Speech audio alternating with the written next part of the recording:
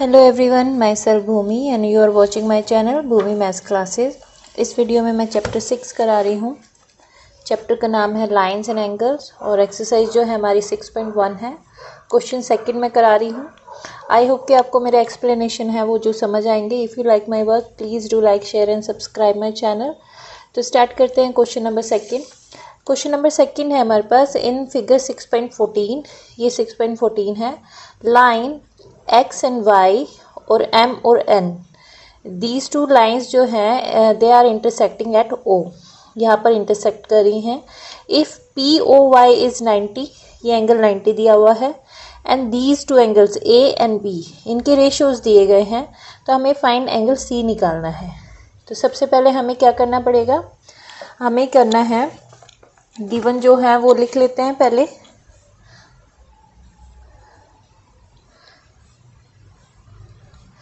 We are given two lines x and y and m and n intersecting at point O। यहाँ पर figure बना लेते हैं। ये x और y है और ये एम एन करके एक लाइन है। यहाँ पर एक और रे जाती है, ये 90 का एंगल बनाते हैं।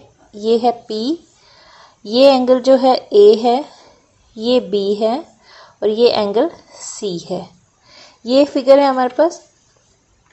अब हमें क्या दिया है, एंगल PO, ये O है पॉइंट, POY इक्वल टू में 90 and A raise to B जो है वो 2 रेज टू 3 है।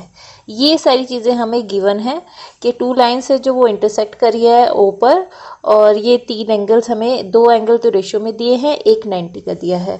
अब हमें सबसे पहले क्या करना है, A और B जो है उनकी एग्जैक्ट वैल्यू निकाल लेनी है।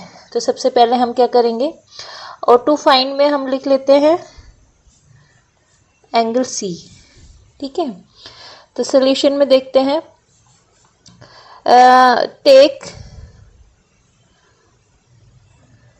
x and y as a line and MO and PO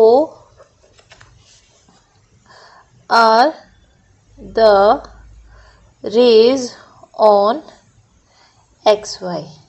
XY as a line हमने ली है और MO और PO जो क्या है, टू रेज हैं on XY। So angle XOM plus में एंगल MOP प्लस में एंगल POY, ये क्या होंगे 180, और इसको हम लिख सकते हैं लीनियर पेयर एक्सियम। जो भी जिनका भी टोटल 180 होता है वो लीनियर पेयर एक्सियम हम बोलते हैं उनको। अब XOM जो है वो B है, तो ये एंगल B हो जाएगा, ये एंगल A, और POY 90 दिया गया है तो 180। तो दैट मीन्स कि एंगल B प्लस में एंगल A वो है 180 माइनस 90, तो एंगल B और एंगल A जो है वो 90 के इक्वल आ जाता है। फिर हम लिखते हैं but we are given A raise to B 2 raise to 3, so we assume angle A is 2x and angle B is 3x।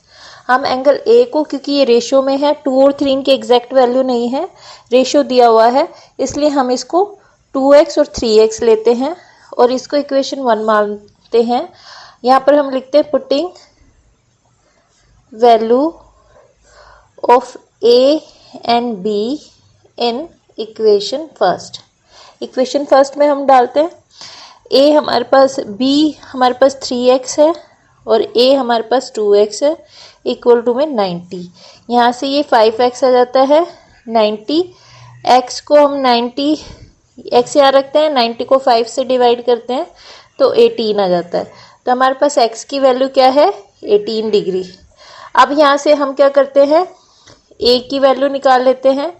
a हमारे पास 2x था, तो 2 इंटू में 18 डिग्री आ जाता है हमारे पास 36। इसी तरह से b की वैल्यू निकालते हैं। b 3x था, तो 3 इंटू में 18 दैट इज़ 54।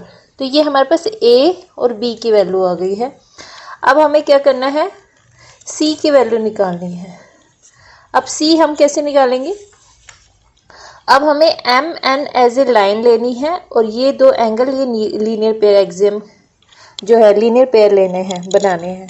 तो हम इसमें क्या करेंगे, एम एन को एज ए लाइन लेते हैं और एक्स ओ को रे मानते हैं। तो नाउ वी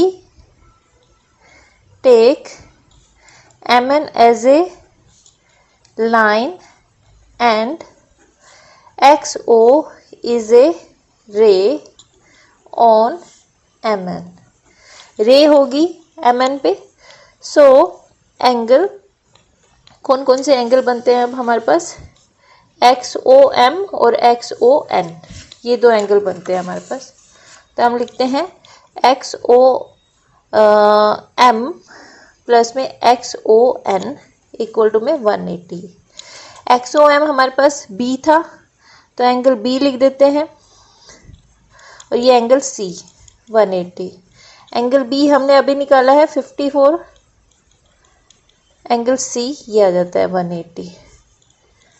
अब हम देखते हैं एंगल सी क्या है, 180 माइनस में 54 डिग्री, ये आ जाता है 126 एंगल सी। यही हमारे फाइंड करना था हमें, 126। तो इस तरह से इसके 3 आंसर्स निकले हैं। एंगल ए और बी जो थे वो रेशियोज में थे, तो उनकी एग्जैक्ट वैल्यू निकली है। और एंगल सी जो था हमें निकालना था, तो 180 में से 54 माइनस किया, 126 जो है ये हमारा आंसर आ गया है। आई होप कि आपको मेरा एक्सप्लेनेशन जो है समझ आया होगा। अब इसका नेक्स्ट क्वेश्चन देखते हैं। क्वेश्चन नंबर 3 है हमारे पास। 6.15 फिगर में P Q are and P R Q, ये जो दो एंगल है ये हमें इक्वल दिए गए हैं। उसके बेस पर हमें पी क्यू एस, ये जो एंगल है वो इक्वल प्रूफ करने हैं। तो इसके लिए हम क्या करेंगे, पहले हम गिवन देख लेते हैं। क्वेश्चन 3 है हमारे पास। We are given angle P Q R equal to में पी आर क्यू। अब पहले डायग्राम बना लेते हैं ताकि हमें समझने में आसानी हो। ये जो दो एंगल है, ये P है, ये Q है, ये R है, और ये जो लाइन है ये S और T है। तो ये जो दो एंगल हैं वो इक्वल दिए गए हैं, PQR एंड PRQ। अब हमें क्या करना है, now take ST as a line and PQ is a ray on line S and T। अगर ST एक लाइन ले लेते हैं और PQ जो है उस पर रे है, तो ये एंगल और ये एंगल लीनियर पेयर फॉर्म कर रहे हैं। तो angle SQP and angle PQT 180, इसको हम 1 मान लेते हैं। सिमिलरली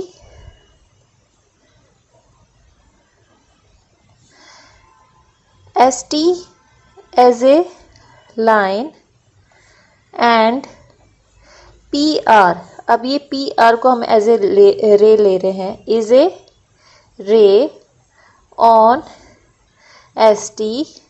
सो ये एंगल और ये एंगल भी लीनियर पेयर फॉर्म करेंगे। यहाँ पे हम लिख देते हैं लीनियर पेयर एक्सियम। इसी तरह से ये एंगल्स लिख लेते हैं, angle PRS and angle PRT 180। ये एंगल 2 मान लेते हैं, इक्वेशन 2 सॉरी, और यहाँ पे लिख लेते हैं लीनियर पेयर एक्सियम। अब हमें करना क्या है, equating from equation first and two. क्या है, दोनों ही 180 के इक्वल है, तो इन दोनों को एक दूसरे के इक्वल लिख सकते हैं हम। तो SQP और एंगल PQT इक्वल टू में PRS और PRT। अब हमें क्या करना है, सबसे पहले तो हम देखते हैं PQT को हम PQR लिख सकते हैं, इक्वल ही होगा। तो हम यहाँ लिखते हैं angle PQR is equal to PQT। क्योंकि यहाँ PQT है तो इसको PQR लिखते हैं, ये वाला सेम ही होगा।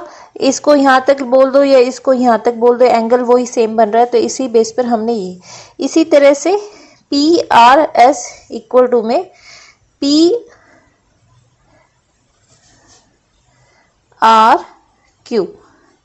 PRS जो है वो PRQ के, तो PQT की जगह PQR लिखेंगे और PRS की जगह हम PRQ। तो SQP PQT की जगह हम PQR लिख रहे हैं, PQR क्योंकि सेम एंगल यूज हो रहा है। इसी तरह से PRS की जगह हम PRQ, PRS PRQ same angle है तो उसी बेस पर, और PRT। अब क्या करना है, क्योंकि हमारे पास दो एंगल इक्वल दिए हैं, PQR एंड PRQ गिवन है एंगल PQR इक्वल टू में PRQ। तो हम क्या करते हैं, SQP PQR की जगह हम PRQ लिख देते हैं, ये वाला एंगल, क्योंकि ये स्टार्टिंग में हमें इक्वल दिया गया था। अब PRQ ये कट जाता है, हमारे पास बचता है SQP एंड PRT। और हमें इक्वल क्या प्रूव करना था, इसमें टू प्रूफ तो हमने लिखना भूल ही गए, PQS एंड PRT। इसको हम PQS लिख सकते हैं एंड PRT। ये ही दोनों एंगल हमें प्रूव करने थे, तो हेंस प्रूव्ड। तो इसमें कुछ नहीं करना, सिर्फ ये थोड़ा कंफ्यूजिंग है। इसमें हमने क्या करा है, ये दो एंगल क्या लिखे हैं, PQR की जगह PQT और PRS की जगह PRQ। बस क्या करा है, PRS की जगह PRQ यहाँ तक लिया है, PQT से PQR ये चेंज करने के बाद फिर उसके बाद ये दोनों एंगल इक्वल हैं, तो वो ही हमने यहाँ पर लिखा है, PQR की जगह PRQ लिख दिया, तो दोनों कट जाते हैं। ये दो एंगल बचते हैं SQP, इसको PQS क्योंकि इस फॉर्म में दिया गया है, ये एंगल इधर आ सकता है, तो PQS हो गया और PRT एज सच था। तो यही हमें प्रूव करना था। आई होप कि आपको मेरे एक्सप्लेनेशन जो है वो समझ आए होंगे। If you like my work please do like share and subscribe my channel. Thanks for watching.